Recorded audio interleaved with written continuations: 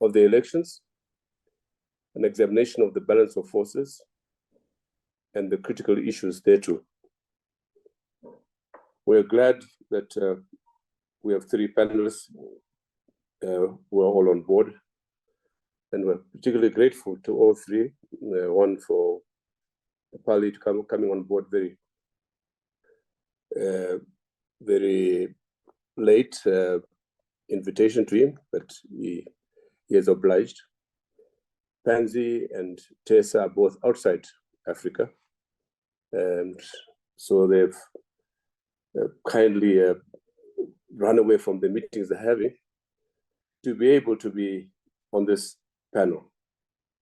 So what is the context? The context, as I said earlier, is the first in the series that looks at various dimensions of elections in South Africa, but in particular, the elections in South Africa have been held against a backdrop of failed elections in Zimbabwe in particular, but also the DRC, and which has left SADC in a dilemma, SADC having condemned those elections. The SADC Observer Mission, we had nevertheless the South Africa, Mr. Ramaphosa in particular, congratulating Mnangagwa, even as the ballot was being condemned at home and by observer missions. And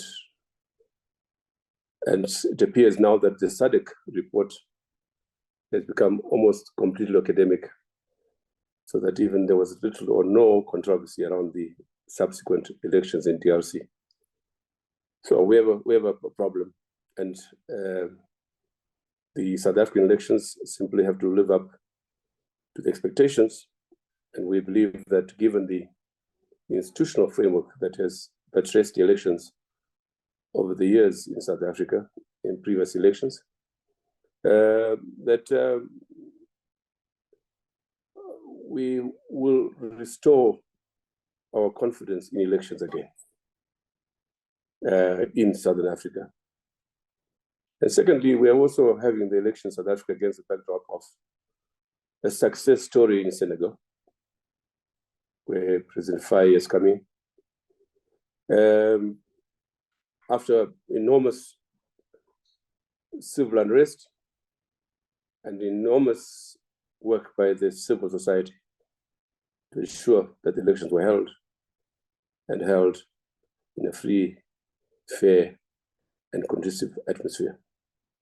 In turn, the Senegalese elections were held against the backdrop of coups in Niger, Burkina Faso, and Mali, which coups, in many respects, were being celebrated across the continent and abroad as revolutionary episodes or something far better than elections.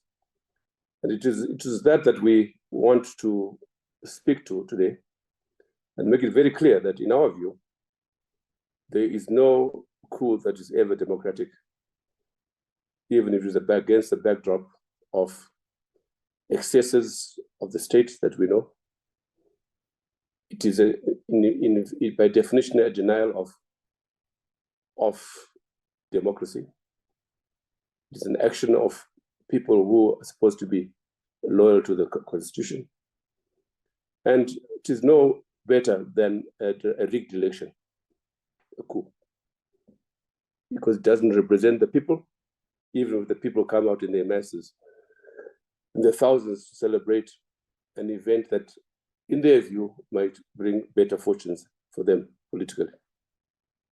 So, in that regard, the Senegalese elections have redeemed, at least for the time being, our faith in elections. Come to South Africa itself. South Africa this year is 30 years since the end of apartheid, formal apartheid. And for these and other reasons, we want both to celebrate 2024, but also to put our faith in a South Africa which has so far sustained the institutions that ensure free, fair, and credible elections. And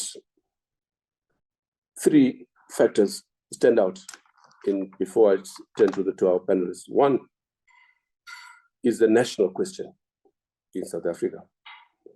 I was speaking to Stembiso Musomi a few weeks ago when he remarked on his Facebook about the plethora of political parties which are standing for elections, and the number of them, 2025 or so, all preface their names of their parties with African.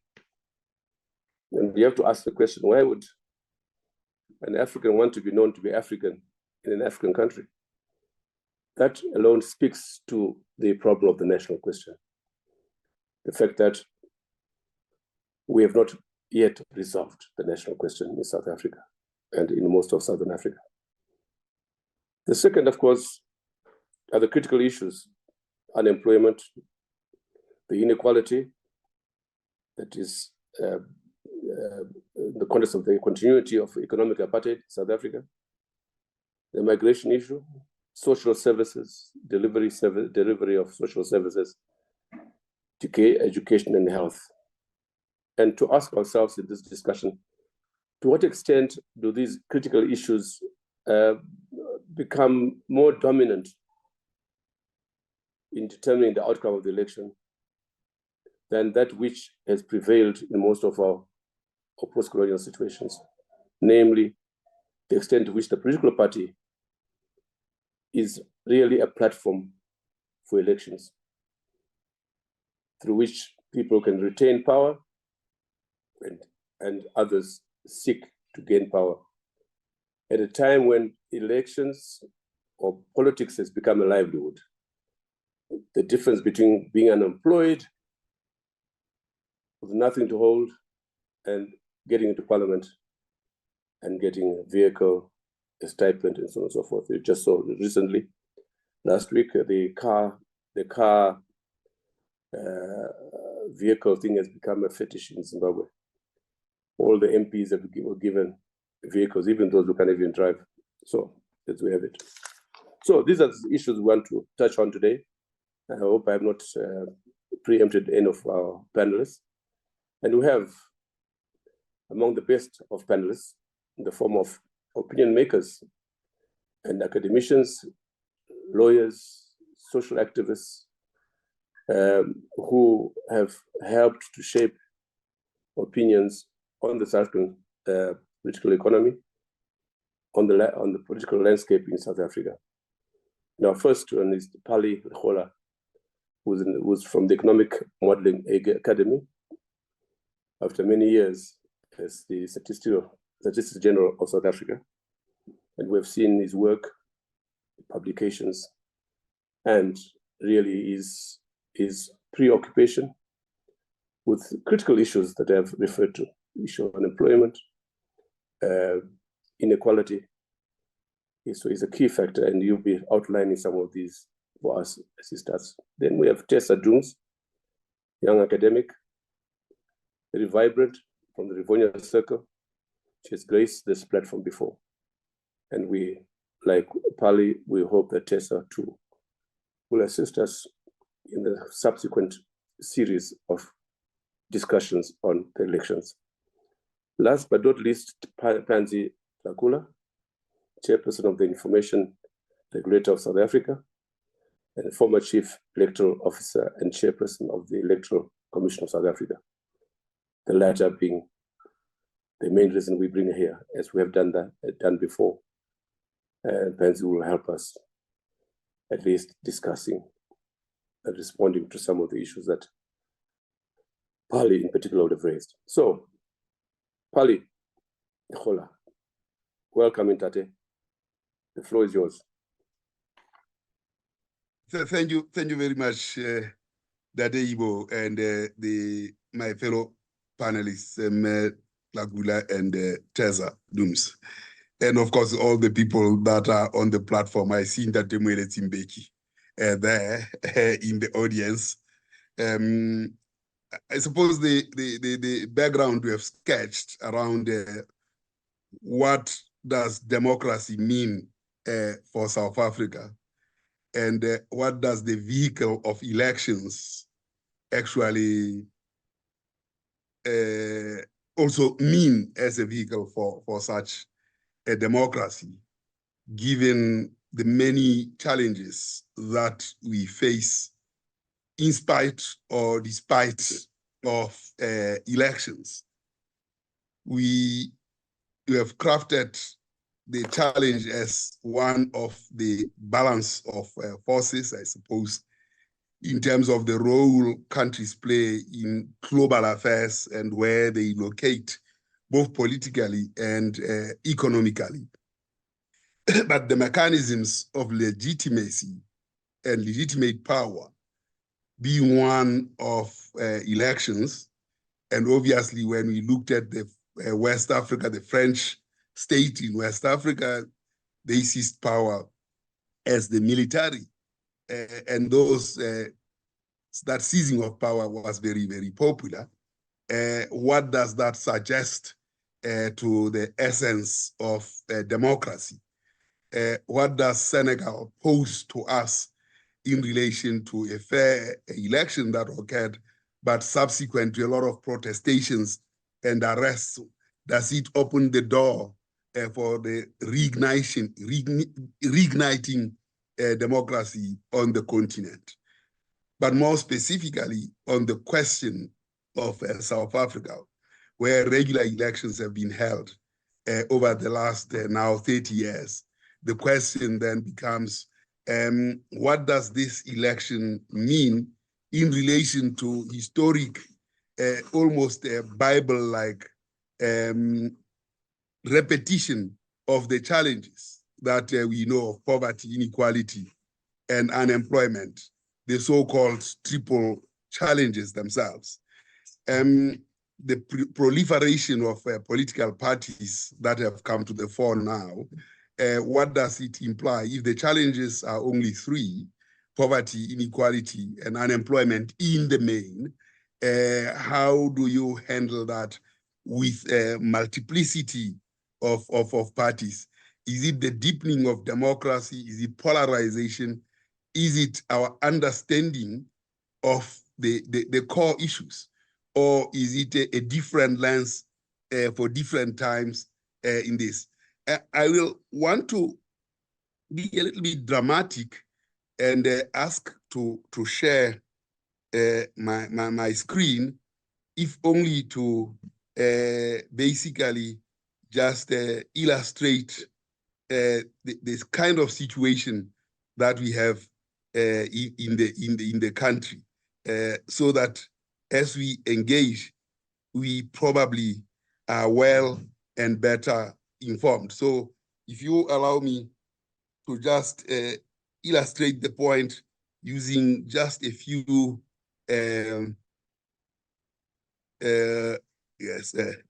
share screen.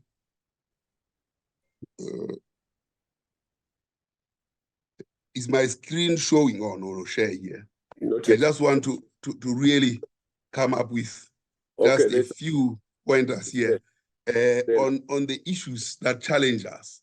And if I were to do this, I provided some kind of a historical background on this South Africa path on scenarios. And we are certainly an injured nation. It was a settlement. There was the Montflair scenarios that crafted the settlement that we had.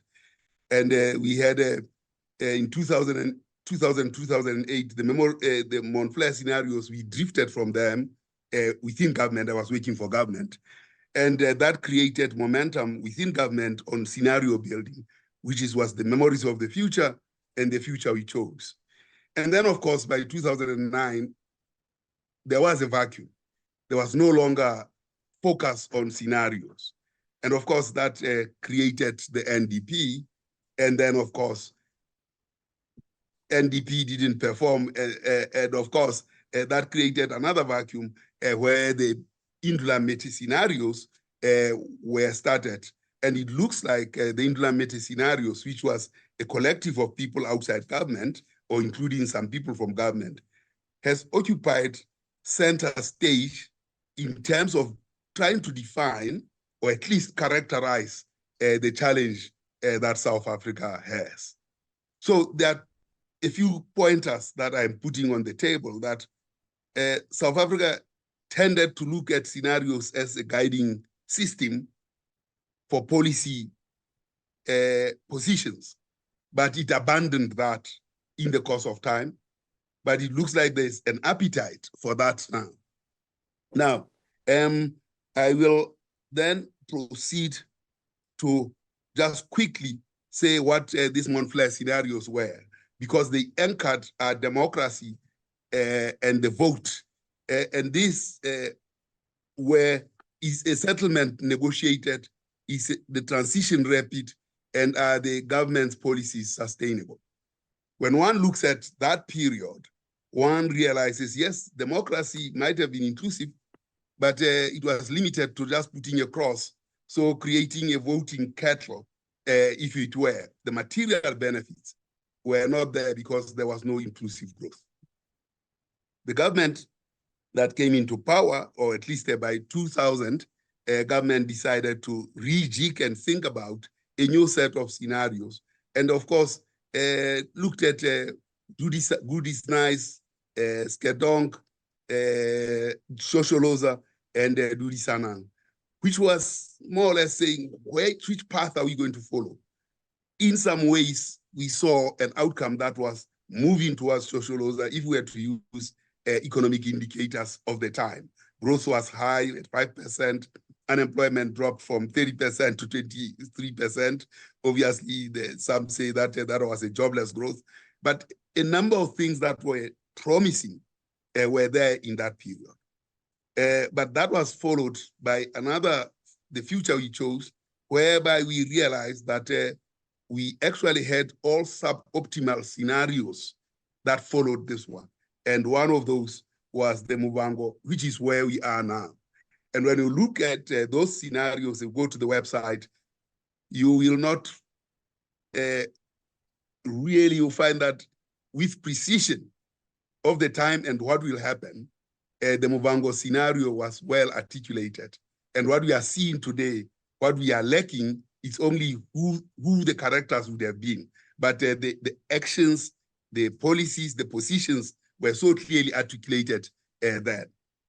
Obviously, the NDP came in, and the NDP, unfortunately, is not a scenario, it's not quantified, it's not a plan, it's a storyline of one scenario, and which unfortunately has yielded no NDP. This background foregrounds the question of the election that South Africa is about to have. The question we have to ask is, what will that election then deliver?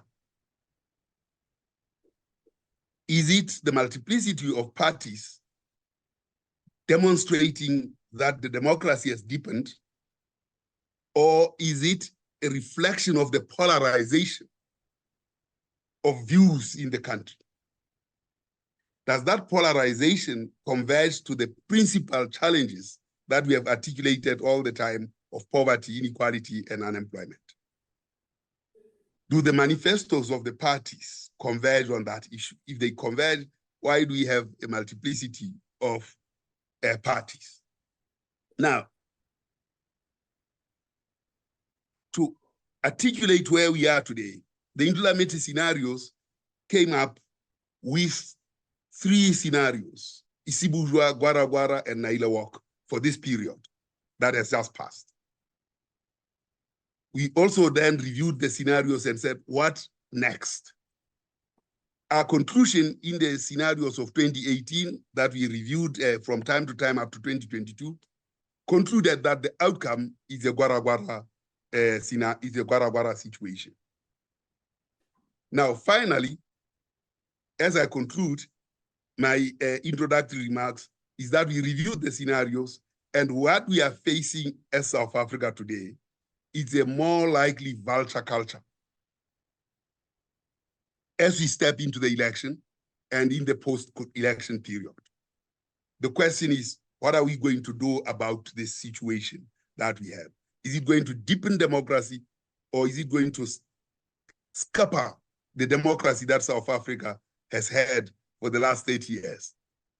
Now that we have this generational change, 30 years is a generation.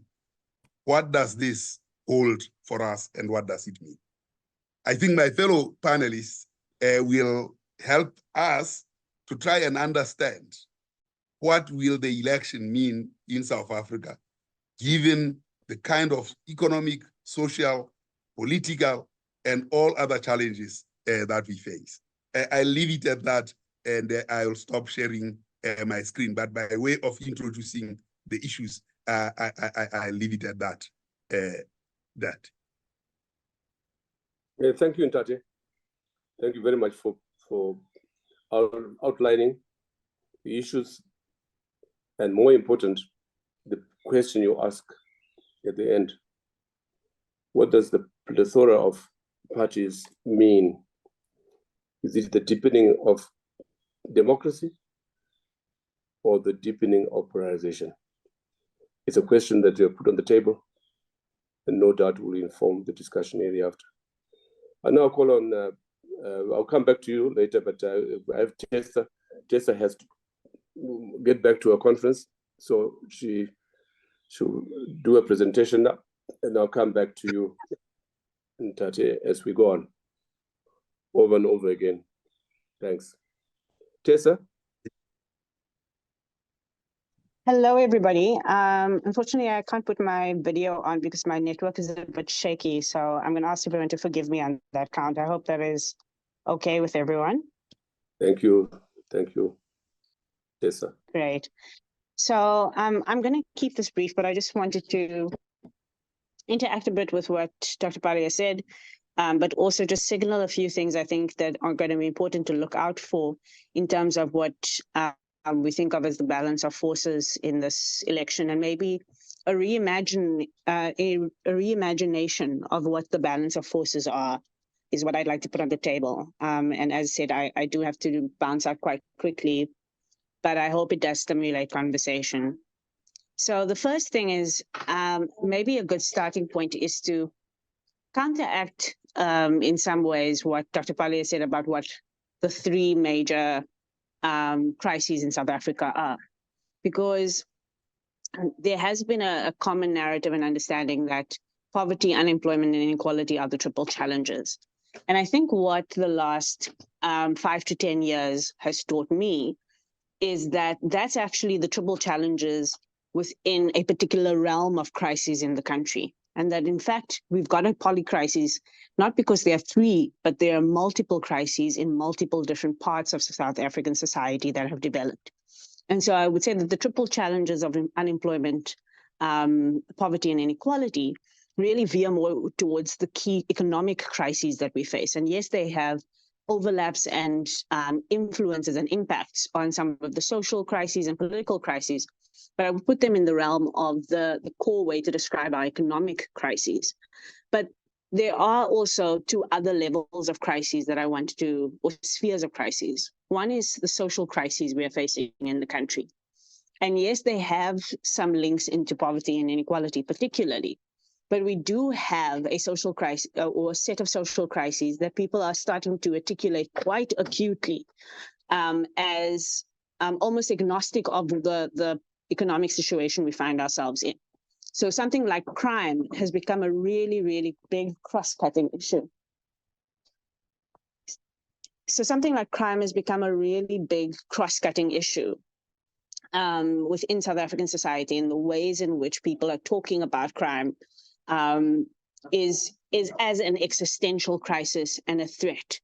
And one that threatens our ability to become economically active, one that threatens our ability to participate or feel like we are free in the country, one that threatens our ability to have meaningful lives, and one that threatens even our sense of human rights and dignity. And I think when we couch that under the triple challenges, we are losing some very particular sensibilities that people are experiencing in the country at this point. And I wanted to just flag that. Social crises in terms of the state of the family, social crises in terms of the ways in which children and youth and adulthood is being constructed. We have a very flimsy sense of what it means to be South African, what it means to be part of a community, what it means to be a child or an adolescent, what successful adulting looks like. And those things are a question about our social conception of what it is that we're doing in the making of the South Africa. And that in itself is a crisis. And so I wanted to point out that we have some very particular social issues that we have to start identifying as social issues, which in themselves are cross-cutting across some of the economic inequities that we are seeing. And then the last set of crises, or the sphere of crises I wanted to mention, is the political. And this includes both politics and governance. Politics in terms of the season we find ourselves in, party politics, etc. It includes the civil society space and the ways in which politics is playing itself out in that space. But very particularly also governance itself. And one of the things I wanted to say, especially around inequality, is that we cannot underestimate the extent to which failures of governance is starting to show up as inequality. Service delivery is an inequality issue at this point, in terms of some people are complaining about load shedding and some people have never had electricity or have shoddy access to service delivery, even if they have electrical wires, for example. The water crisis is a really good example, where you're seeing people in the city of Joburg, especially in suburbia, now feeling the effects of a water crisis, while load shedding in the main for most people in the city center, for example, has already shown that the water crisis has made things difficult for people's access, or the electricity crisis has already started impeding on many people's access to water a long time ago, but is now becoming a heightened issue because people of a higher class are also affected. So we're experiencing governance failures that are having impacts on inequality, or are worsened by inequality, but are also just having impacts on the way people are living their lives, the quality of their lives. And I really think that we can't overlook that. The ways in which the state has become politicized, that's another part of our political crisis. So we talk a lot about the professionalization of the state, but really the politicization of the state has a much bigger impact, number one, on corruption and the ability and the ease with which corruption can happen. And we're not even talking about grand scale corruption a la the state capture years, but it's the endemic everyday corruption that we need to be thinking about, and the ways in which we have so little control over that because it's become systemic. And we're not thinking about what do we do about the ways in which politics has embedded itself in the state and what the consequences are. For example, if we have a change in government, if we actually had a change in government that took one party out and brings another party in, and that party finds politicized bureaucracies, what will happen?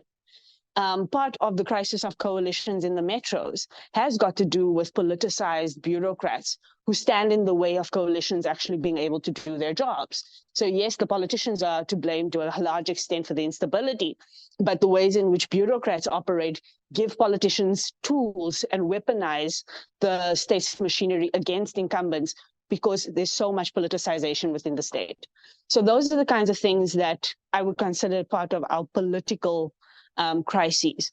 And maybe the last of which I want to link to Dr. Pali's point about the proliferation of parties. And for me, the proliferation of parties speaks to a crisis from the perspective of the voter. Again, that we don't speak about enough is the perspective of the voter. And the interesting thing about South Africa is that we have a decline in the number of people voting, but we've had a rapid spike in the number of people competing and contesting. And the theory that we've started to work at was the Rivonia Circle, is that the reason why we're seeing that is because people are actually wanting representation. they're looking for ways to get representation that's much closer to themselves and to their communities. And so while the ANC, the DA, the EFF still have the lion's share of people who are showing up to vote, there is this growing number of people who are saying we need alternatives. And we need alternatives based on people we know, people we can trust, and people we can hold accountable. Because the political establishment has become in the vein that we can't hold them accountable. And so it's become important just to ask ourselves, why do we have the plethora of parties? I would say that that's got a lot to do with people feeling very distant from political parties, especially big political parties, very alienated from the political system, and also alienated from the through the electoral system, because we don't have constituency models, we don't have access points to our MPs and MPLs particularly. The reason why independent candidates is a conversation is people don't know who their MPs are, and so that presents a particular set of crises. So I've said that to set the scene in terms of what I think the problems are in a slightly different way than I think Dr. Pali has. But what do we need to look out for in this election that I think helps us understand the way forward for these problems? What does this election bring to the table? The first thing that it brings to the table is an opportunity for us to really think about who gets to participate and who does not get to participate. So one of the things that we've heard people say to us about why they're not participating in elections is that they do not believe that the political system and the democratic system works for everyone. And so when we talk about inequality, political inequality, which is what I'll call it right now, is as much of a problem as economic inequality is. What do I mean by political inequality? A young man from Mlazi said to us, the reason why we don't vote as young people is because we get the vote and they get the democracy. So people feel like they've become pawns in the system, like Dr. Pali said, that we are just giving our vote away to somebody else who becomes a political elite or part of the economic elite that gets to leverage the political elite. They then use that power for their own ends. And this very small group of people, not just small in terms of 400 MPs, but even smaller in terms of political party leaders, political party heads, there seems to be a whole other world of political and economic elites who seem to be the one that benefit from democracy while everybody else participates without getting that dividend. And so we have to look at this in terms of how do we draw back people into the political system and create a new narrative about how people's power can be realized. Because at this point, political parties do not seem to be it. They're not attractive to people. Membership of political parties is far below even the people who are still voting. But we also know that just in this election alone, we have 27.7 million out of about 40 million people who have registered. So we still have millions of people who have not registered and are not coming to the fore. Only 1.2 million more than in 2019, even though we've seen millions more people join in the ranks of those who could be voting. And so we don't have political parties that are enticing people and bringing people in. But we also don't have a political system that people feel represented in and people feel will bear dividend, and especially young people. They're not seeing the dividend of democracy. They're not seeing democracy deliver to them the things that they need. And so they're disappointed and disillusioned, not by parties alone, but also by democracy itself, because if you're 30 years old in this country, all you've ever experienced is democracy, but your life might look like you don't have water, you don't have sanitation, you don't have electricity, and you don't have a job. And those things matter to people, and they blame democracy because democracy is all they've experienced. And so we have to see if there are ways that we can put those issues back onto the ballot and bring people back into the system, because those things are things they can fight for through the ballot. And the political parties are not going to be the only part of that story. We have also really started to think about what does it look like to engage voters in a much more nuanced way, because the balance of forces, and we can talk about, and I will talk about new parties and what they mean, and the big parties versus the new parties and the small parties. We can talk about the balance of forces in terms of those players, and that's what the election will be flooded with, talking about the DA versus RISE or the ANC versus MK party. We'll be talking about them for a lot of the time. But we want to really turn the attention and the focus on how do we talk about the voters, the 27.7 million people who will actually decide the election. What power can they be given in this election? If you just think about young people will make up over 40%, people under 35 will make up over 40% of 13 million people in total. The ANC in the last election got 10 million votes, which means that young people could unseat the ANC if they so choose. That is a really powerful thing, but voters don't realize that they have that power. And so we are spending our time at the Rivonia Circle being what we say, being on the side of the voter, really focusing our attentions and our efforts on voters and voters understanding that they decide the election, that more of us as voters must show up so that we have more power to decide, and more importantly, that the political parties don't have more people on their side than people who are politically fluid, politically willing to ask for different things, who are not loyal to one party. And that's an opportunity for us to shake it up. That's an opportunity for us to put more pressure and make it a more competitive election. So we want to get as many people and encourage civil society particularly to say to people, regardless of who you vote for, show up. A more competitive election is better for governance at the end of the day, because you have more voices in the room, you have more people who can challenge, you have less uniformity, the party line gets to be shaken up a little bit because people don't just have a majority where they can have their own way. A more competitive election means a more accountable government, and we think that only the voter can deliver that. And then the final thing that I want to bring up as we go into this election is this idea of new players and what I call anti-establishment politics that is really starting to take hold in South Africa. And it's not very different in my mind when we start hearing about new parties talking about new politics and old leaders versus new leaders, and that we need new ways of doing things. All of that is what you're hearing coming from smaller and newer emergent parties. And it's not very different from what the right-wing and authoritarians have done in other parts of the world. And that's not to say that all new parties are right-wing or authoritarian, or any of them are. So please don't mistake me to say that. But here's what I will say. Trump's America is one of the most instructive things that's happened to the globe when it comes to democracy in the last 10 years. Because what Trump did was, without being a Democrat, without being somebody who believes in democracy, walked into a democratic system, won through a democratic vote by doing one simple thing, by pointing to the establishment and saying the establishment is not working for everyone.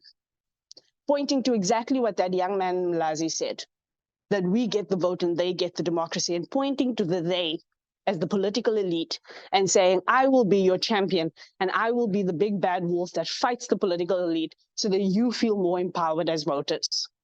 And we saw the impact of that. We're still seeing the impact of that. Not because everybody who votes for Trump believes in everything that Trump stands for. Not that Trump has delivered on the promises that he has made, regardless of what those promises are, but because people feel like the system is not working. And people feel like the establishment and people in the establishment is a small collective of elites, and we need to break elite politics. And so I say this with absolute caution, to say that what we don't want to do in South Africa is create a sense where the people who start pointing out that there's something wrong with the system are people with the worst intents. You want people who believe in democracy to be the ones that lead the charge of change. And we must be willing to concede that part of that change is not defending the status quo, not defending democracy as it is, but changing the status quo through an innovation of democracy and a rethinking of power so that we have more power, more democracy, and people's power at the center of our democracy. And I think that's what this election needs to be about. So it's not just about the corrupt in or out. It's not just about replacing one leader with another.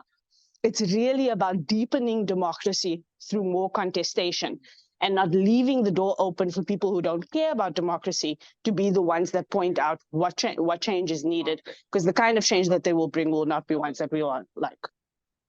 I'm going to leave it over there. Oh, thanks, Tessa. Thanks for that very passionate presentation. You brought in new concepts for us in discussing democracy.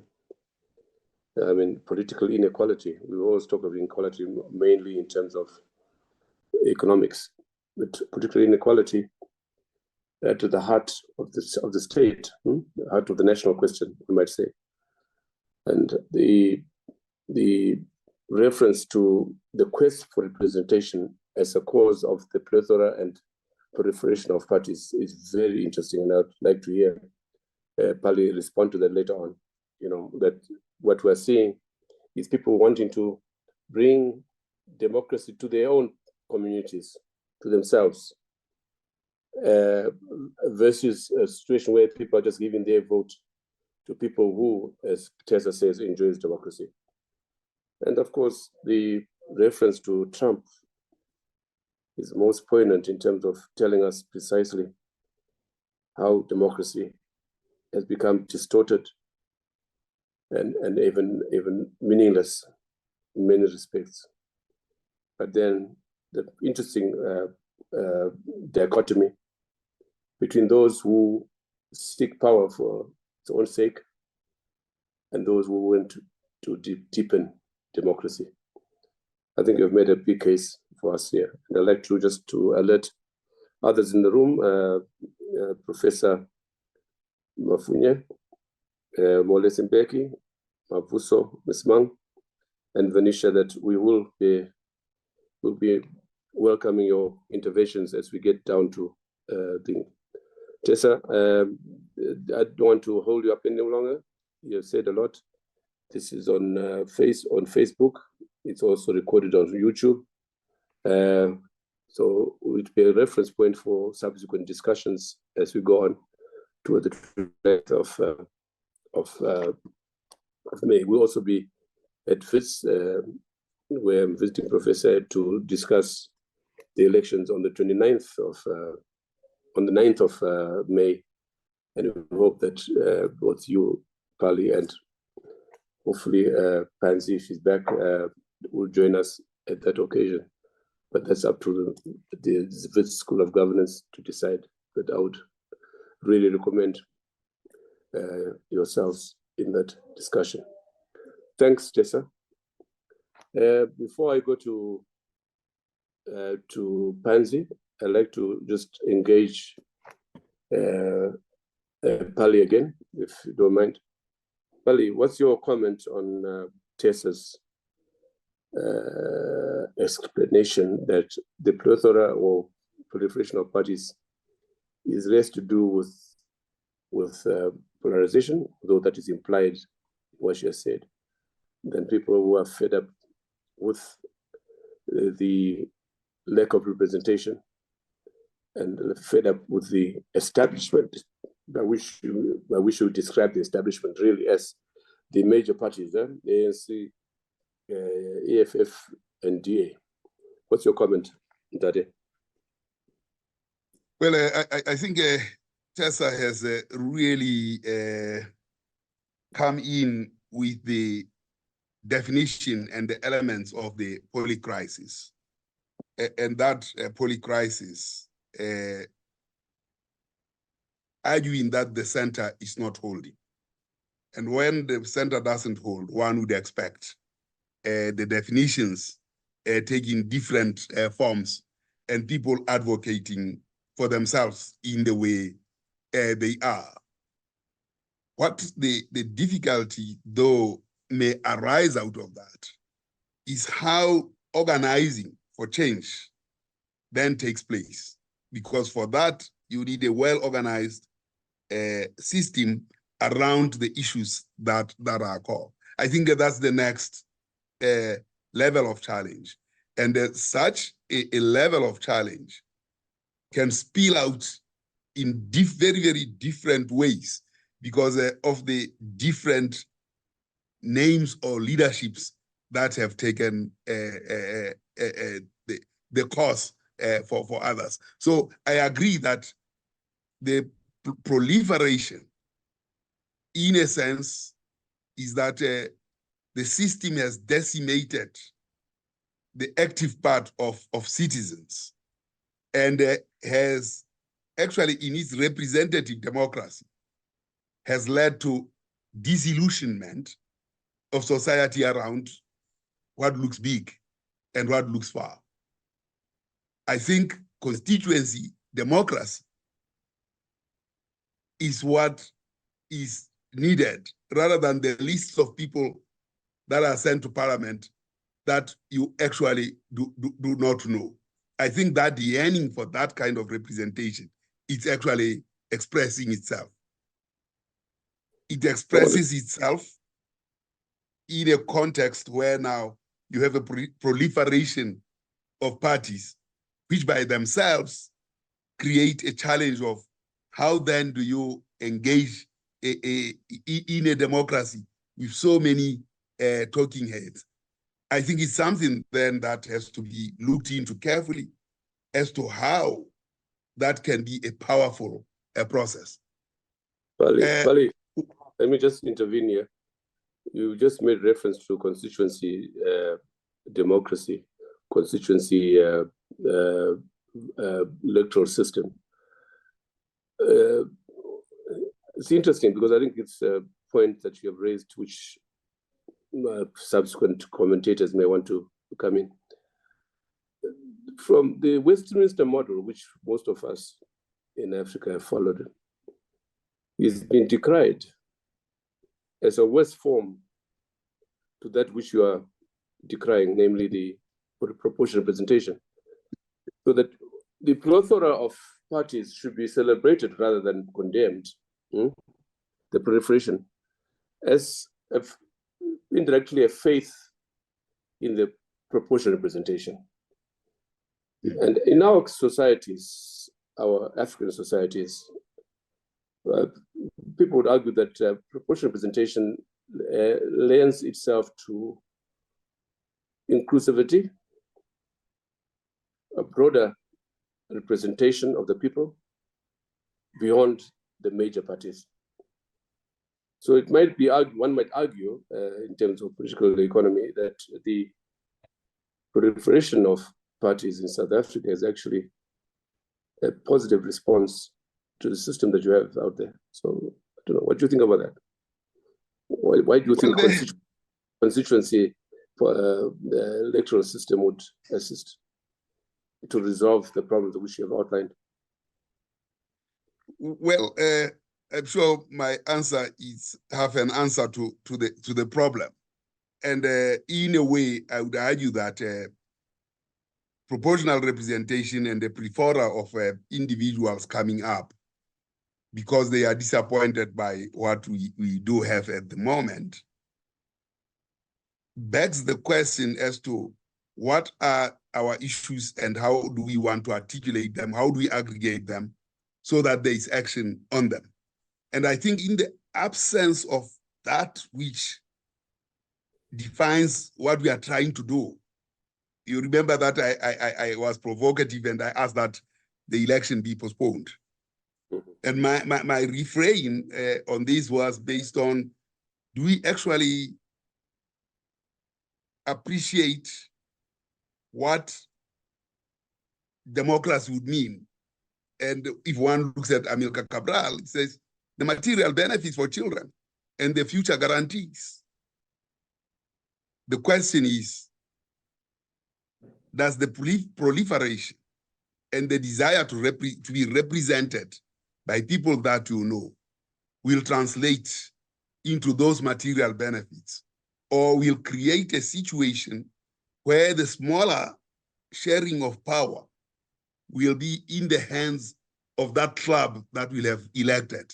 And then what will happen is at the national, at the provincial, at the district, at the municipality level, will be an exchange of favors by an animal farm kind of situation. This is where I see the balance of forces directing us towards with this proliferation, where the exchange may be around how favors are done by those that will have elected to power and will leave us almost in a worse situation than the one we have now. Thanks, Bali. I'll come back to you. Pansy, I'm coming back. I'm coming to you now. Pansy, you've heard Bali, you've heard Pansy. I'm not Pansy, Tessa. And one of the questions that I want to put to you is, given this apparent rebellion, if I may put it, against the establishment, by which I mean the major parties, what do you see as a possible outcome of the elections in terms of the balance of forces? Are we going to have the ANC and the other major parties having a smaller share of the 27.7 million voters, in which 40% of them are youth? Or do you think that there are various factors which might, in fact, determine that these same three parties emerge dominant in the outcome? And thirdly, whether you think we are going for a coalition or that the ANC might still pull through with the 50 plus. Sorry, Pansy, to burden you with those hard questions, but the floor is yours. Thank you very much, Ibo, and I have listened quite carefully. The question that I want to pose is whether the anger, the frustration of the majority of people, the rebellion that you spoke about, will it translate into votes? From where I'm sitting, I don't think so. Well, by translating into votes, I mean, will it affect the way that people are going to be voting this coming election? You know, I attended the code of the event where political parties who are going to be contesting the elections and independent candidates were signing a code of conduct, pledging to ensure that the elections will be free, fair, and credible. There were 52, it's not only parties, 52 contestants. Out of 52, 11 are independent candidates, which means that we're going to have 41 parties contesting these elections and 11 independent candidates contesting. And they all had to, you know, make a pledge, and most of them were campaigning instead of making a pledge. And I was sitting there very disillusioned, I must tell you, because I was looking at most of the party leaders who ascended the stage to make a pledge. And I said to myself, if indeed, and with the greatest of respect, if some of those people are people that are going to lead us or who want to lead us, including some of the independent candidates, I got very scared. So for me, I'm saying, will this election bring any change to the lives of ordinary people? I don't think so. And with all these problems that we have so clearly articulated, the issue that we have in South Africa, as far as I'm concerned, is a viable alternative. I think we have to put that on the table, that with all these frustrations, do we have a viable alternative that can take us forward? We have tried a number of things regarding the electoral system. I want to come to that point. There was a case in the Constitutional Court that the law should be amended to enable independent candidates to contest an election. And people who were advocating for this were saying that at least with those people, you can improve accountability. And I said, my argument is an independent candidate is accountable to themselves and probably their families. Because as an independent candidate, you wake up, if you have the money and you collect a number of signatures, and then you are an independent candidate. Who are you representing? Do we have a constituency? So with all that, we're able to just produce 11 people who are now contesting these elections as independent candidates. Will an electoral system, change of an electoral system, bring any change? I always say to people that at local government level in South Africa, we have a mixed system. We have first past the post councillors who are elected as ward councillors, and we have councillors who are elected through the PR system. Most people and people who are sitting in this meeting, if you can ask them who their ward councillors are, I think most of them don't even know. And that those ward councillors who are responsible for a very small unit, never contacted. I've never seen my ward councillor coming to me to tell me about anything. When there's a best pipe, which happens so often in my area, I don't even know who to contact. So the question is that is the electoral system going to bring any change? And when people talk about a constituency-based system, they don't factor the fact that in most countries where the constituency-based system is applicable, it's based on political parties. It's not based on independence.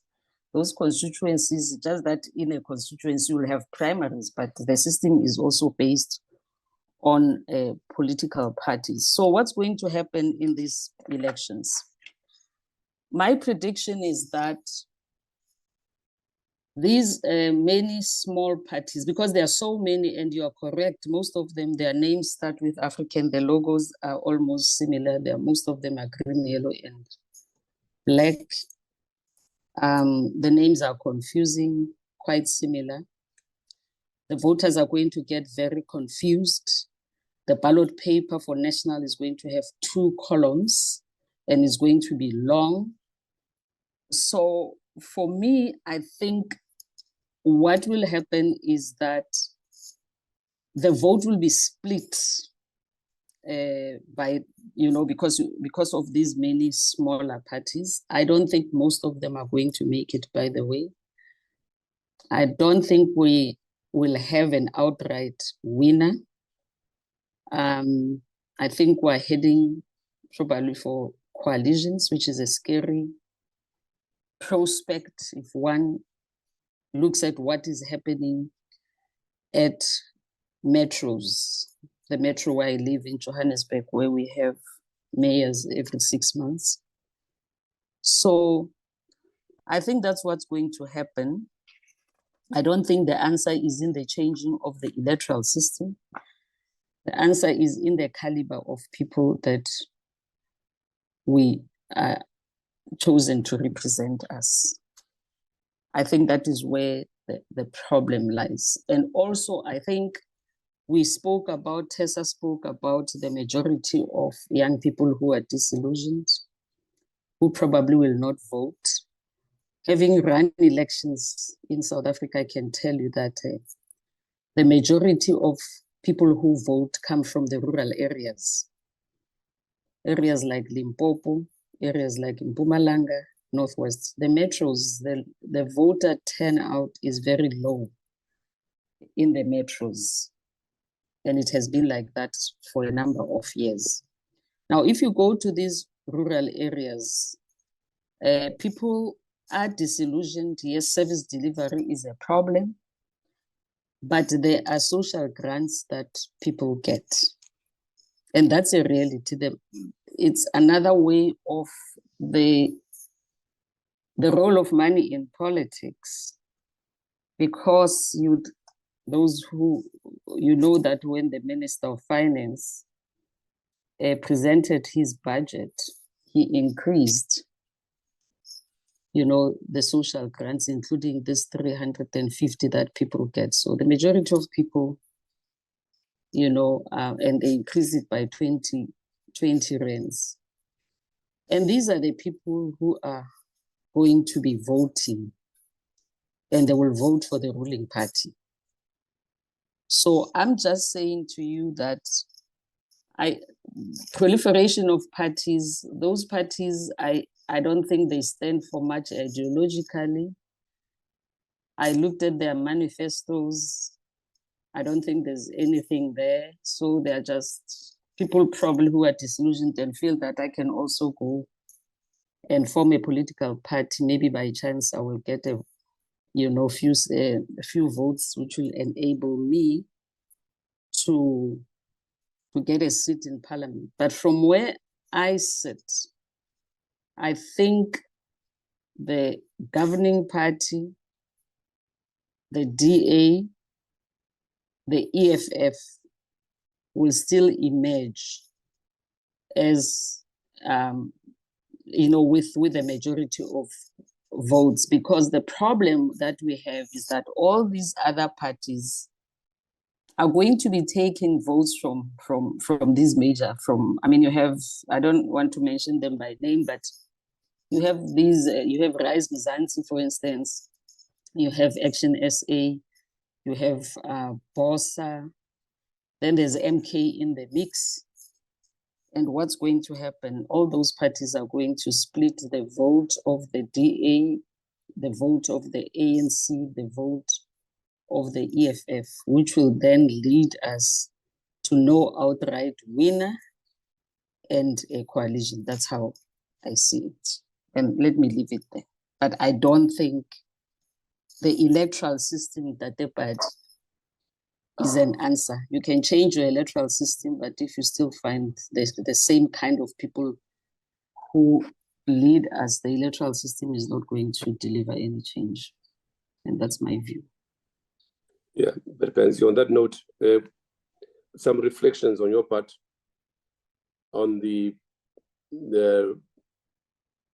relative advantages of either the constituency-based elections or the proportional representation. What do you say as one who has been involved in this processes for the last 30 years and have gone across the continent as an observer, as advisor? I say so because many of us have been in 2013 the constitutional process. We in vain called for proportional representation for the reasons that I've just stated. And for the system that Kenya has since adopted, namely that MPs cannot be in the executive, in keeping with the conventional, or rather the proper division of separation of powers.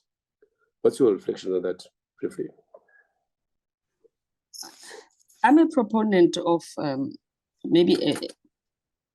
the PR system has served us well in South Africa because it enabled, when we emerged from apartheid, even the smallest of the parties to get a seat. I mean, at that time, when I was still running elections with 45,000 votes, you can get one seat. That's why we have so many. The winner takes all is a problem. The first past the post, I think, leads to all sorts of problems and coups that we have seen. Maybe if we want to change the electoral system, we can look at a mixed system, which is like the one that we have at local government level, which is a mixture of first past the post and PR, which will overall lead to proportionality. But I would still advocate for maintaining a PR system and not go for first past the post, because we have seen throughout the continent the problems that we have had is because of the first past the post winner takes all electoral system. Second question I have is, on the issue of manifestos. I had a discussion with Pali a few days ago, and I was saying, really, do manifestos really matter in elections, especially when you have the dominant factor, which is political parties being platforms for elections, for getting into power, into office, and where politics has become a business. Does anyone read the manifestos? Really? Certainly voters, do they read the manifestos?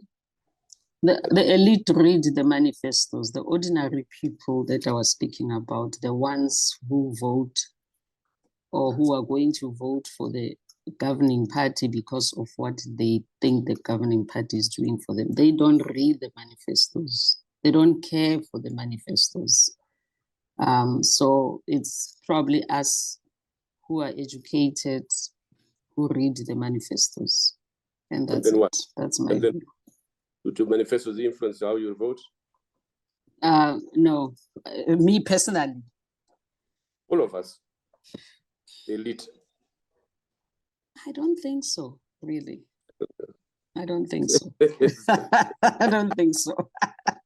My last question to you was this on the question of the viable alternative. You have hinted as to what might help to produce a viable alternative. The idea of candidates of high caliber. But you know our politics. Our politics are imbued with all other kind of distortions. Do you see in the party lists that have been published so far a move, especially in the major parties, a move towards identifying people of high caliber? I won't mention someone that I know very well, I respect very much in the ANC, is way up in the party list, and I'm happy to see that. And I'm just hoping that more people across the political spectrum, FAF, DA, everybody, will regard to this idea of a high caliber persons to represent the people and to push the popular agenda. I think because of the complaints are relating to democracy, not democracy, corruption. For instance, some parties have tried to put people who are not tainted by corruption, and also young people. I think parties have tried to put young people, but I think we can only solve the problem of candidates in political parties if we improve, or if political parties improve internal democracy within the political parties themselves.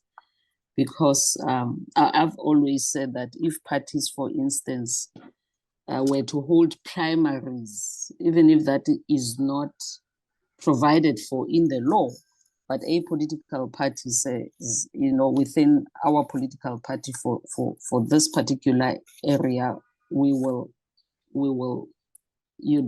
have a contestation between people who we must put forward, and these people must convince at least the members of the party why they are the best to be put forward, a system like that, and that they then should let the people in that area to sort of vote for the people who will go onto the list. So maybe if parties can introduce some internal democracy and put a clear criteria on what kind of people will be put on the list. I don't know if they do that or they don't do that, because I don't participate in party political activities. I wonder why. Okay, thanks, Pansy. Now the floor is open. I've already signaled that we'd like people who are here who invited to intervene, and not to the exclusion of all of you who are here before us. And there are a variety of people from all over the world, from Charles Ray from the US, we have Wandile from Swaziland. I forgot to mention that another problem area election-wise. So, Mavuso, move forward.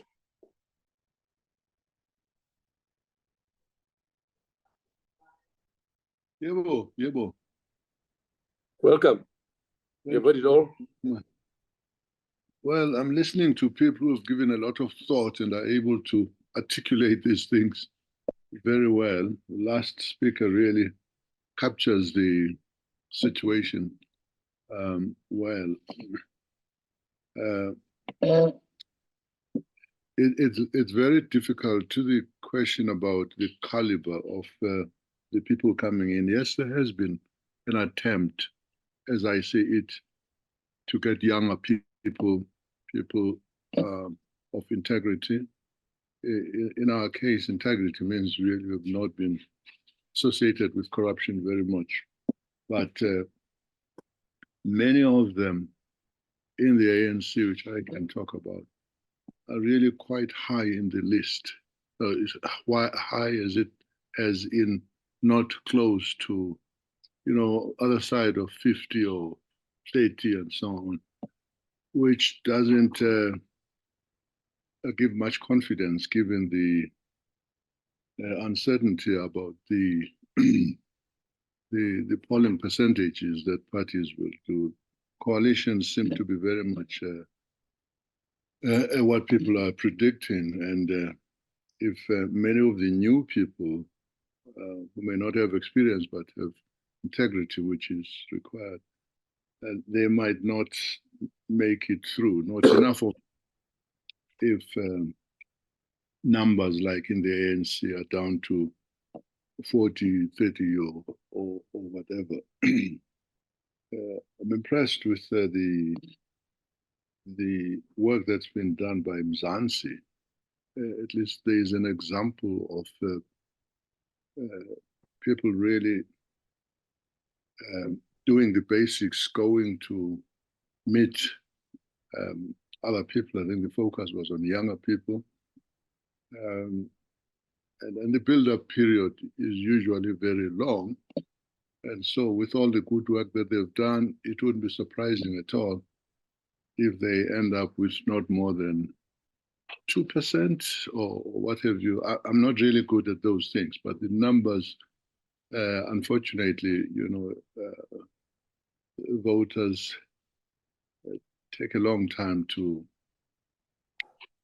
be convinced about newcomers.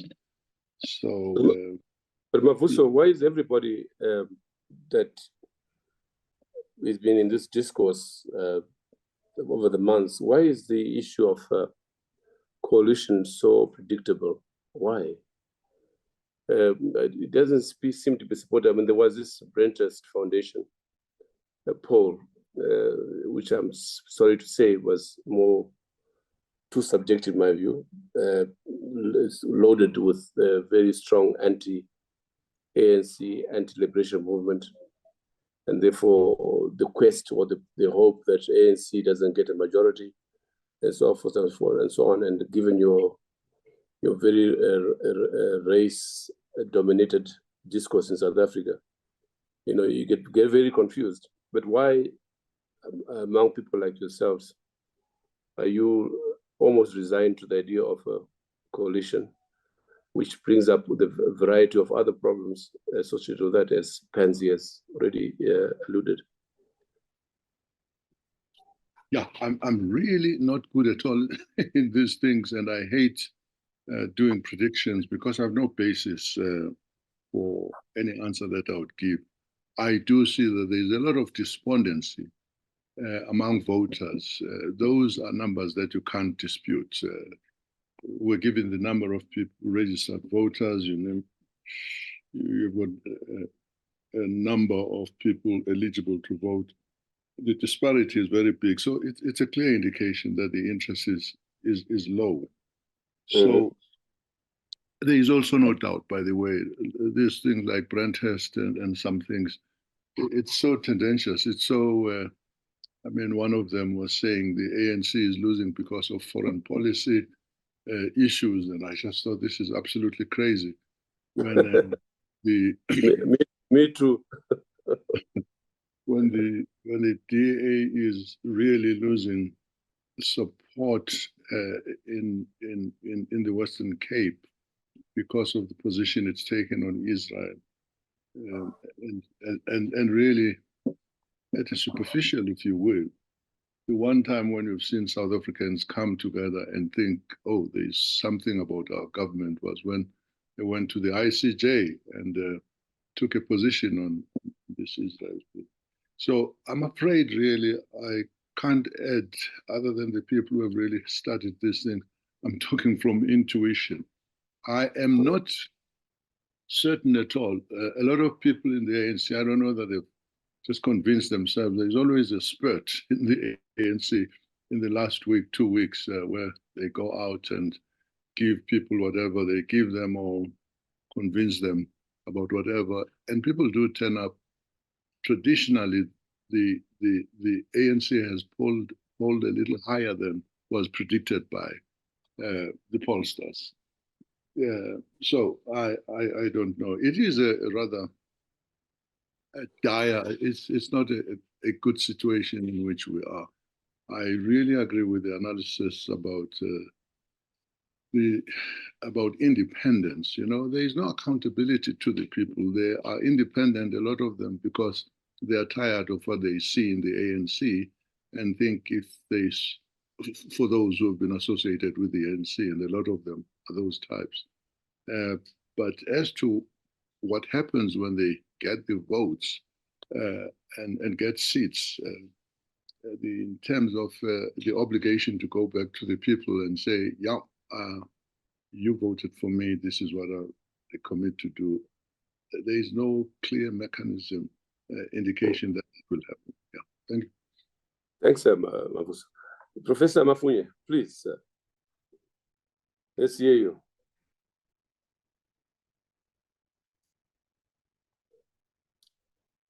Professor Mafunye.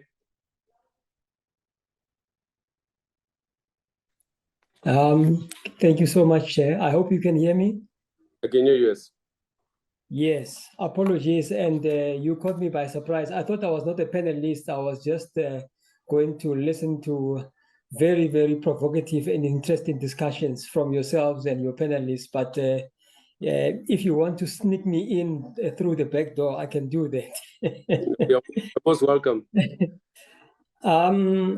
I welcome the discussion and I'm happy about what the panelists have to share. But I would like to mention one or two things that I think we also need not forget. One of these is the gender, dimension. Since 2014 and then 2019, I'm talking about the national and provincial elections before these ones for this year. People who are looking at the representation of women, especially women leaders and women as candidates in political parties, have been worried about the flip-flopping of statistics in this regard, whereby sometimes women are in the majority in a particular party, but in the list they're at the bottom, and then when obviously the party wins seats, then suddenly those women have disappeared, including specifically women-led parties. We know what happened to people like Mampela Rampele. And right now, this time around, it looks like this gender issue is still with us. I'm not so sure. Sispansi mentioned, the number of independents. I think he said 11. And I wasn't there the signing of those political parties. I'm just wondering, as to how many are women. But apart from that, also these new parties. There doesn't appear to be many women, in there, which is obviously an irony because the majority of the South African voters, normally in the voters roll, are women. So we are still in that blind spot. I don't know what the panelists can say about this. The second issue is around. To some extent, I agree with Mavuso Msimang, especially when he says that the governing party, the ANC, which is obviously his party, normally in terms of campaigning, I've seen this myself also, not only with the ANC, but maybe ZANU-PF, and now that you are based there in Zimbabwe, ZANU-PF, and maybe the NRM in Uganda, and all these other parties in Malawi and so on. As I crisscross the length and breadth of the continent, I've discovered that this thing called the advantages of incumbency, to some extent, it does work, because these governing parties cleverly somehow, we may condemn them for this, but cleverly somehow in the run-up, in the pre-election period, let's say about 15, 20 days, maybe a month before then, they just somehow spin some rabbits out of the head. Not only promise people, but they also give them some food puzzles. Here in South Africa, we know about the food puzzles. Also, positions are normally promised and all those things. And somewhere, somehow, they tend to, spin a win. I don't know where this is going to happen this time around, but I've been seeing instances, or what I would call, typical examples of that regard, whereby people are being promised this thing and that thing, including what Hotla mentioned, the pronouncements by the Minister of Finance, the budget speech, and all those things. If they happen, in my view, 6 months, 9 months before a major election like this one, and then suddenly there's an increase, of the social grants or things like that. In my view, that has an effect of, influencing the vote. So I don't know what your panelists have to say about this, but that is my view. The other thing that I also want to mention, I want to be controversial in this regard, because I've heard the word proliferation of political parties a number of times by the panelists. I would like to beg to differ that actually it's not a proliferation of the political parties if we are going to look at sections 16 to 19 of the South African Constitution, including the Bill of Rights, which Bill of Rights says that South Africa is a multi-party democracy. So why do we call it proliferation if the Constitution makes provision for a number of parties to be there? Of course, we might argue that we have a one-party dominant system, but like Advocate Ketlakula mentioned, we are aware that these parties have got the right to be represented in Parliament. They might not be that well represented, especially at the national level. But given that we don't have that mixed system that she was referring to at the local government level, but the fact remains, it's a constitutional prerogative that they are there. So where's the proliferation there? Proliferation according to whose definition? So I think. Professor, we're talking about. Maybe let me stop there. Yeah. No, before you go, I was speaking of proliferation with all of us actually, as to what is the cause, what's behind the proliferation of parties now this time around. And of course, Pali suggested it was a reflection of polarization, and Tessa said no, it's a quest for representation. People are fed up with the big parties. They want parties which can bring democracy closer to themselves, and so on and so forth. It was really about what, as a factor, a symptom, more or less, of the pathology of our states at the moment. But thank you very much for coming in as you did. Molesi, my brother, can I invite you?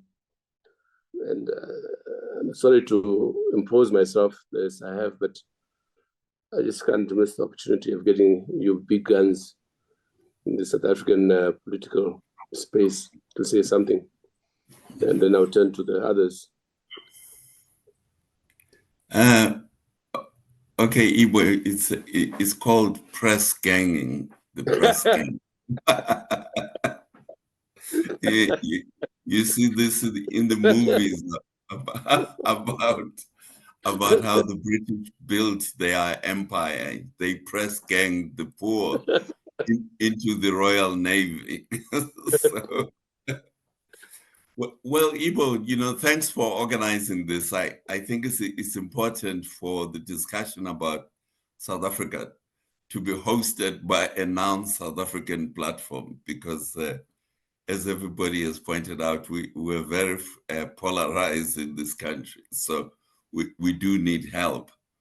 But for me, as a political analyst, which is my profession, I've identified we have really what I think are three types of parties in South Africa. And this is the thing that we don't normally discuss. We discuss about the proliferation of parties, but we don't discuss about what the parties are saying, what is their solutions, what is their manifestos. I think Pansy raised this very well, that people don't pay much attention to their manifestos. But for me, we have three types of parties in South Africa. The most dominant type of a party in South Africa is a middle-class party. That is the largest number of parties that we have. So that's type one. Type two are the ethnic parties, which for polite purposes are called regional parties, but in reality, they are ethnic parties or pseudo-regional parties, I would rather say myself. IFP is a very good example of that. FF Plus, which is the Afrikaans party, is another good example. And then you have quasi-ethnic parties. So, and then you have a third type of party in South Africa, which is a mix of both. So in a way, we have really only two types of parties in this country. The proliferation of parties that you see, most of these are middle-class parties. Many of them are people breaking away from the ANC. They are former ANC members or breakaway parties from the ANC. One or two are breakaways from the DA.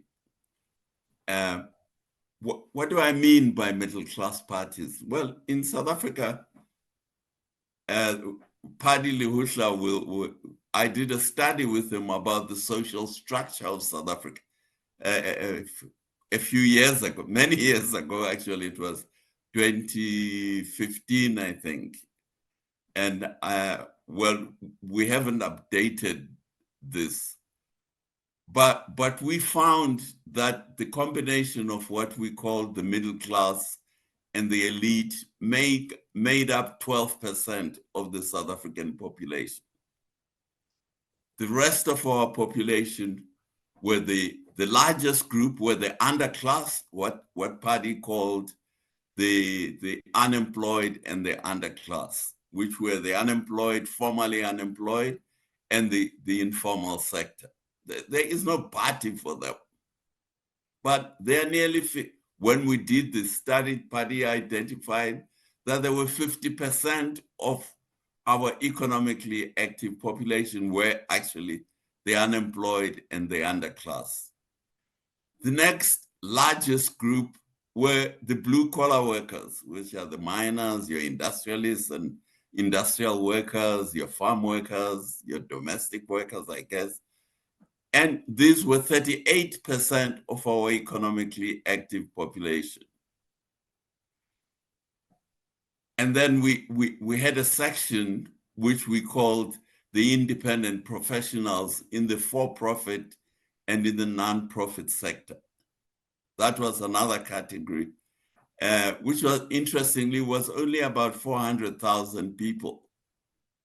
In the economically active population in South Africa at the time was 23 million people. So we're not talking about the whole family, we're talking about economically active population. So the parties that you see in South Africa, we defined the middle class then as people earning between 11,500 rands and 60,000 rands a month. That's who we defined as the middle class. Now, you can use LSMs, which is one of the models, one of the descriptions that get used by the advertising industry. But you will probably find they are probably closer to each other. Then we identified what we call the elite, which were the people who control political power and economic power in South Africa. And this was 0.4% of the economically active population.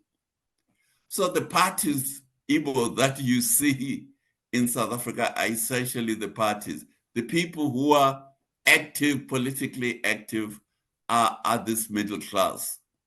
And that's who this proliferation of parties are coming from. They have the resources, they have the connections, they have the networks, they have all the things that middle classes have. If you take the underclass from our time, 50%, and the blue collar workers at the time, 38%, that gives you 88% of our population. They have no party of their own. So that is the reality of our situation in the country. Many of these frustrations, as it is being said, Tessa Dooms gave us a catalog of the frustrations. But actually, if you look closer at the catalog of the frustrations that she listed, these are frustrations not of the voters. They are the frustrations of the creators of political party, and especially of the middle class. So to me, that is the crisis we have with our democracy in South Africa, is that democracy works for the middle class. It doesn't work, and it works for the ethnic parties. It doesn't work for 88% of our population. Our 88% of our population has no party. Incidentally, the trade unions at the time, our largest trade union federation, COSATU, in 2021, it did a huge opinion survey amongst its members as to how they see the way the country was going and what did they want the future to look like. And what was the most interesting thing that came out of that survey was that probably 95 or 96% of those members of COSATU were ANC voters. But 70% of them said that COSATU should form a Labour Party, obviously because they felt the ANC was no longer truly representing their interests. In fact, their alliance with the ANC was actually formed to fight a party. It wasn't necessarily formed to change the socio-economic structure of South Africa. So this is the challenge of democracy. South Africa, as you can see from the social statistics that I've just given you, South Africans love to think of themselves as the developed countries, but actually we are no different from other neo-colonial type societies. That's why, and the one big difference we have from the our fellow African countries is we have no peasantry. The white settlers destroyed the peasant class. Now the peasant class, as you know, is very important in Africa. It's very important in influencing culture and influencing social mobility and influencing lots of things. So they may not be wealthy, but they own the means of production and they are part of the world economy. Our huge underclass in South Africa of 50%, they're not part of the world economy. They produce nothing. And they live, as Pansy pointed out, of social welfare, live off social grants. So South Africa is, as Pali pointed out, a hugely distorted society. And our politics is dominated by the middle class, and that's why we have the explosions that we have in this country. We almost have a daily explosion of the unrepresented 88% of our population. And then now and then you have a very big explosion like we had in July 2021. Yeah, I think I'll stop there. Thank you. Most fascinating. I would like to share that study that you did with Pali, but your presentation has really, well, it mirrors a number of other situations, as you said, in the developing world. But it's something that we often ignore. And in the end, we're talking about politics as politics of 0.4%, and they have the rest of the 88% as part as the cannon fodder almost of politics. We'd like to come back to this more or less when you, in subsequent sessions, we'll be talking to you in the next few days to see how we can put together a panel on that, to understand the class structure of South Africa, and in particular to highlight the national question, which sadly the panelists have not really dealt with except by implication. And there's enough of that implied, as much from Pali, as much from Tessa, and of course Pansy. But would someone like to come in on that? Confidence, Moloko? Anybody else want to come in? We just have 3 interventions before we sum up and close. The national question in South Africa.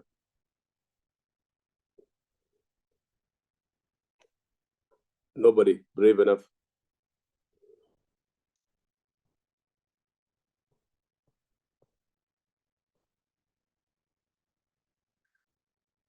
Confidence, you want to come in? Confidence.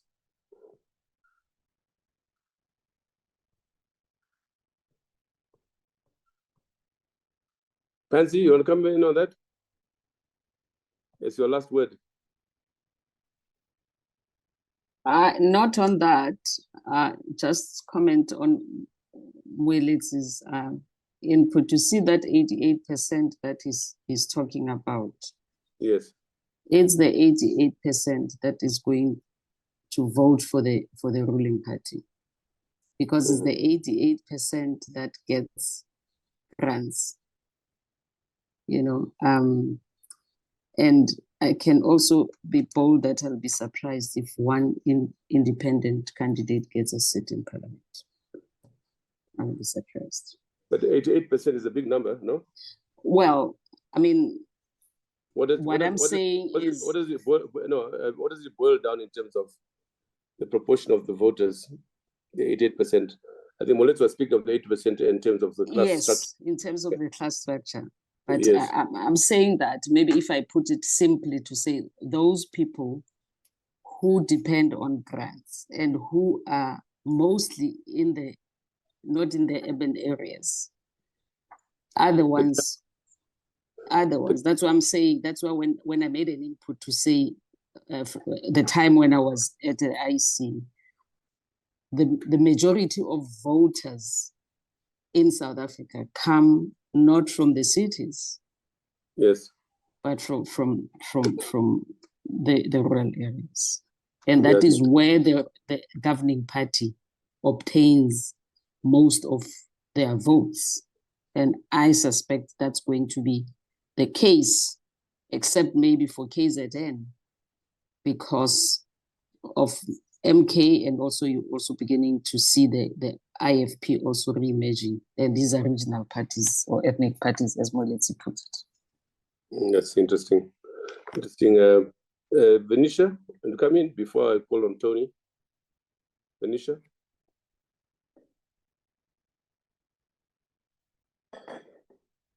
Venetia.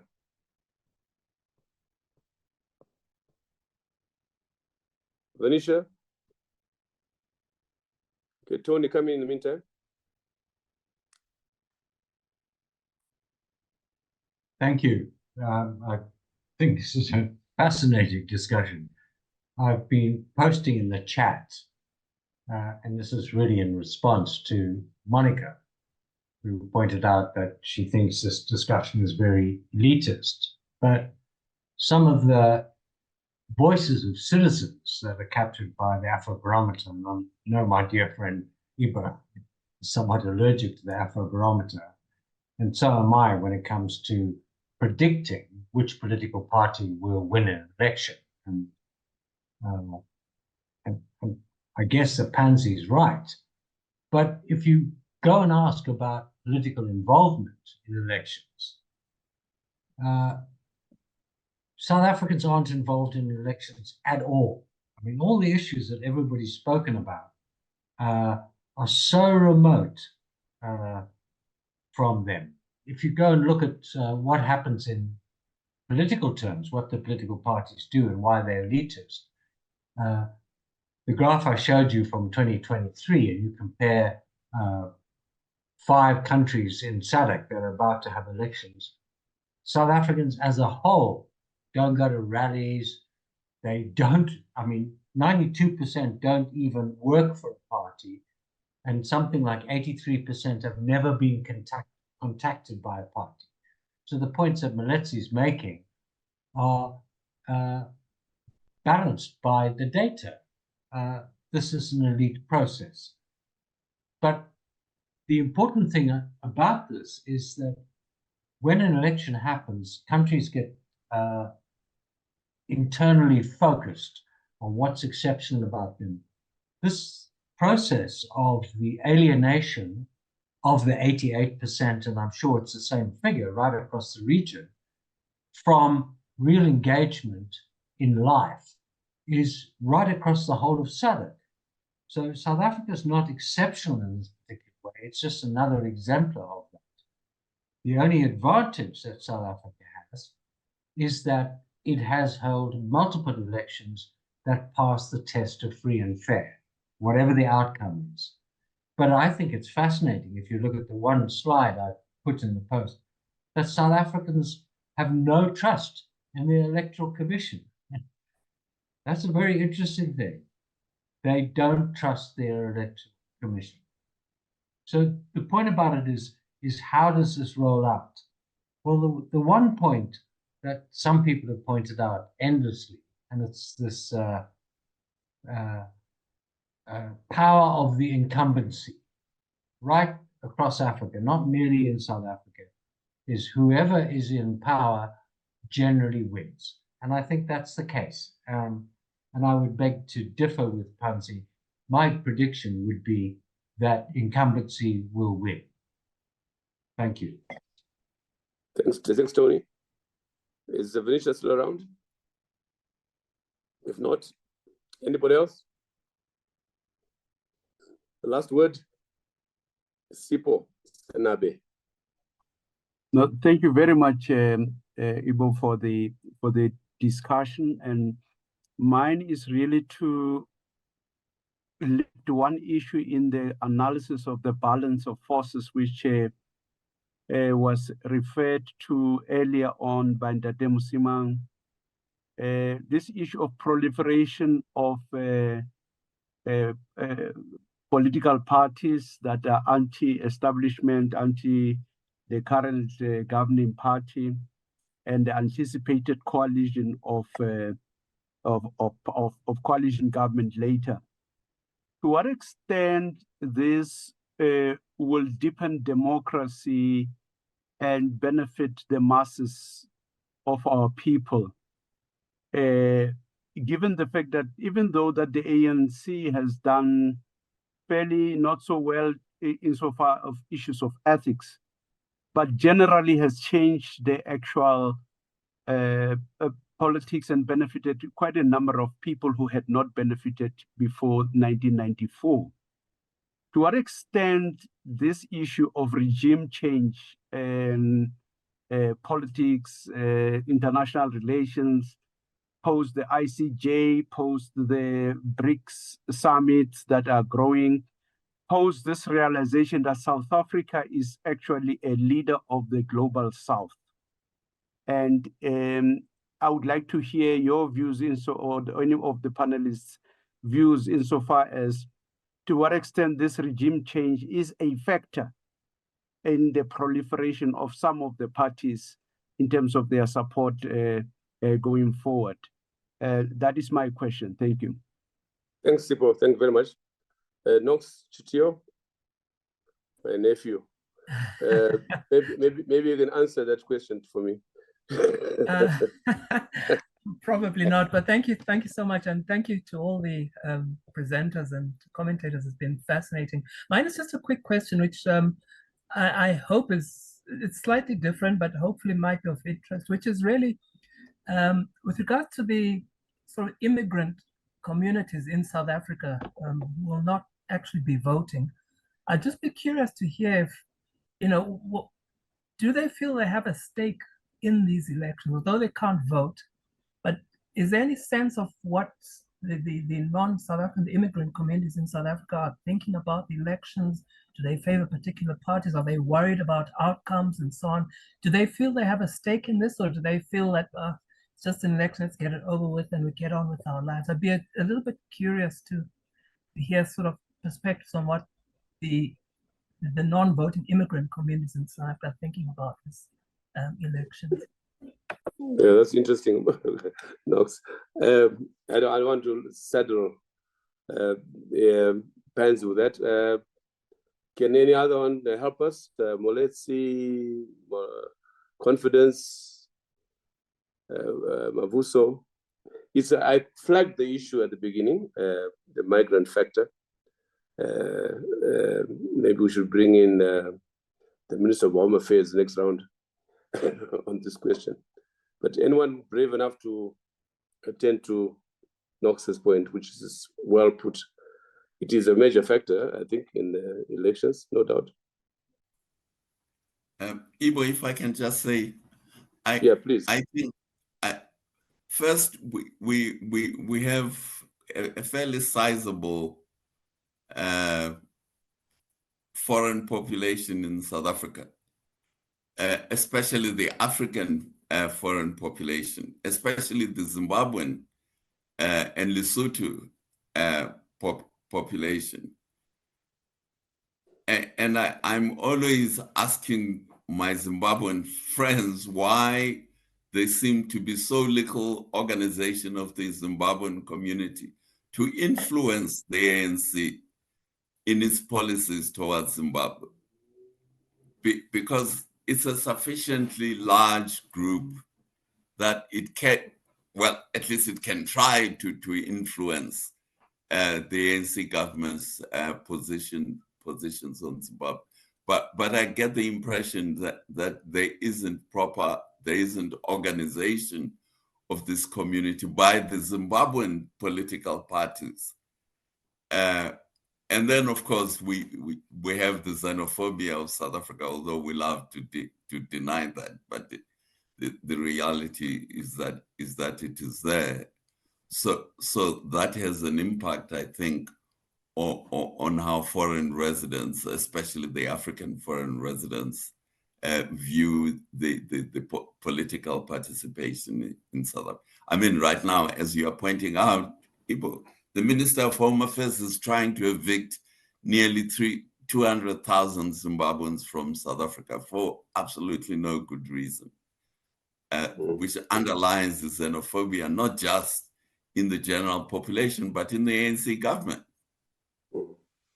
Yeah, so I'm sure that, yeah, thanks. Thanks, Moletsi. Yeah, you sent me a clip on Job Scala's thing. You forgot to mention that Scala's interview on Hard Talk, but I noted that as well. I listened to it. Mavuso?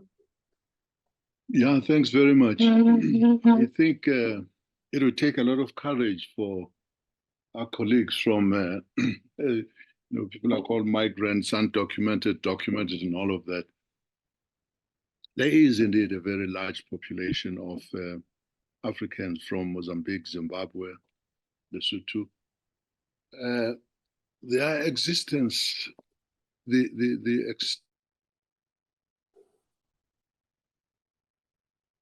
extent of xenophobia, I don't think it's difficult for them to organize.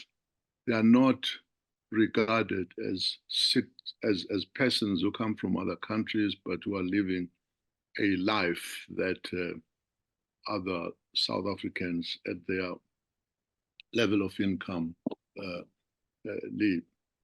You see, there has been an attack on foreigners in the sense of them.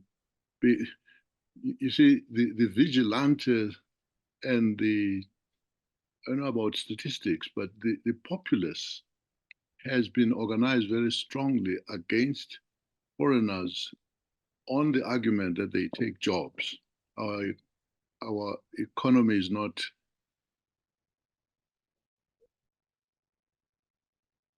generating employment for reasons that are very different, nothing to do with how many people there are from Zimbabwe.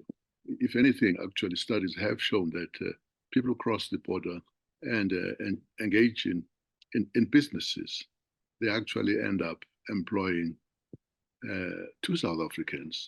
I think you can look at those studies and so on. Yeah, there are studies, yes, to show that. Yeah, and of course, the reality of the Zimbabwe employment permits, ZEP 250,000. These were awarded or afforded because these are skills which are wanted in South Africa. Anyway, it's a subject of another discussion. Bertha, thanks, Vusi. Mavuso, thanks very much. Bertha, Chiroro, you had your hand up. You ran away. Bertha. Which order, Bertha? Chiroro. Thank you so much, Professor Ibo. I really thank you so much for bringing that issue of Zimbabweans and all the other foreigners here. That's a very, very important issue. And the way Mr. Mavuso just described it, he actually put it together so well in terms of the level of powerlessness that they have in terms of influencing any kind of policies, because at the same time, those same Zimbabweans or Lesotho citizens or any foreigners, they are also at the same time alienated from their own home countries as well as in South Africa as well. So that creates a double jeopardy for most foreign communities actually to make a position that can actually influence any level of policy in any country that they reside in. Thank you. That's all I would say at the moment. And I think that attitude somehow needs to change from the ground up. Thank you. Right, Jaco. Thanks, Beva. As we come to the end of our discussion, and I'm not going to worry Pansy, but she's the only one left now. I think I want to thank the other informal panelists, including those who were press ganged, like Wallace, for adding so much to the discussion. And all I have to request really is to get some idea from people like yourselves, how we should frame subsequent discussions. There is the issue of the class structure that Molesi spoke to so well. There is the issue of the foreign policy that was implied, the questions of a migrant thing. We want to see to what these are things which are, as much as they may be subjective, uninformed in terms of data and so on, they nevertheless impact on the electoral process, the impact on politics. Xenophobia has become a major factor in South Africa. You can't ignore it. We can, through further ventilation of the problem, to get our people across the borders to understand this better. But in the meantime, it is a factor. We will have to examine all this, and I would like to invite you, the people here and others who are listening on Facebook and on YouTube tomorrow, to help us get the discussion. It's a discussion about South Africa, yes, but it's an African discussion. And thanks, Molesi, for saying that the impartiality that comes from surplus dialogue is given to better discussion. But we all the same would like to invite people who can also be moderators for the subjects as we go ahead every fortnight on this subject. So thank you very much. And Pansy, my dear sister, thank you. And Pali has already gone, and Tessa already gone. Thank you very much. And to all of you who have joined us, Charles Ray from out there, Yemika Terere, Thomas Ganda from nearer home, thank you. And Maud, my sister Maud in the UK, thank you for being such a regular participant on this platform. So good night to you all.